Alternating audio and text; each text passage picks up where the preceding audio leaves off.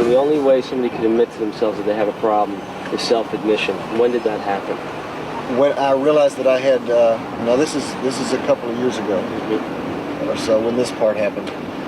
I finally had resigned to the fact that I may be, or more than likely would be, stuck in a rut of drugs and alcohol for the rest of my life. I didn't realize that that probably meant a very short life. But I could not quit. I was serious in the grip of it, you know.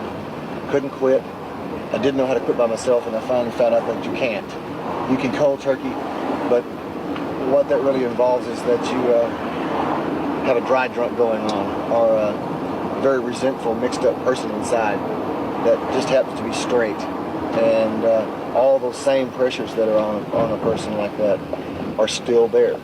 You know, we started getting high in the first place to feel different because we didn't like how we felt.